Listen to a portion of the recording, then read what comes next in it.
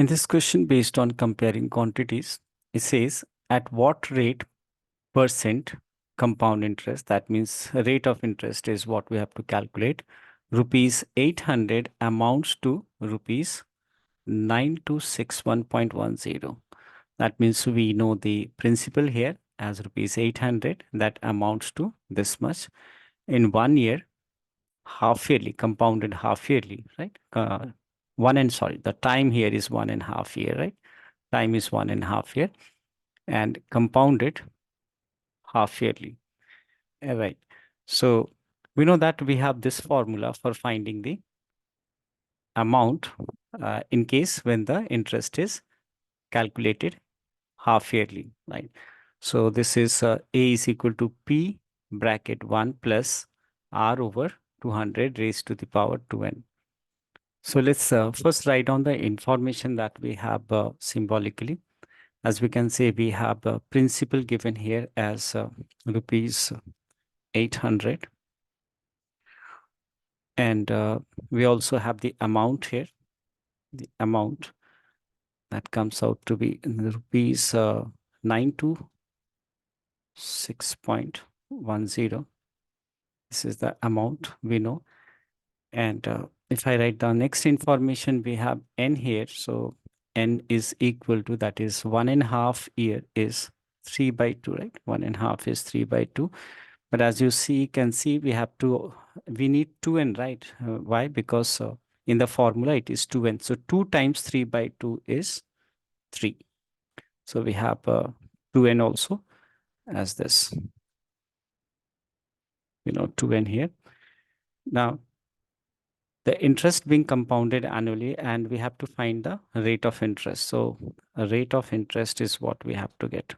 So these are the information that we have obtained from the question. Now we'll be applying this formula of compound interest, that is getting amount.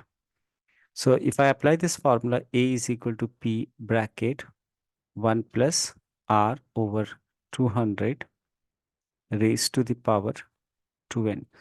So we can replace this amount with this value here. So amount here is 926.10 is equal to P, which is the principal, that is 800 bracket 1 plus rate of interest is what we have to obtain, that divided by 200 raised to the power 2n. As you can see, 2n is 3 here because n is 3/2. Now, if I transpose this 800 to the left, we'll get 926.10, that divided by 800. One more thing we can do, we can remove this decimal and put 2 more zeros below. That is equal to 1 plus R over 200 raised to the power 3. Now, what we can do next is to reduce this.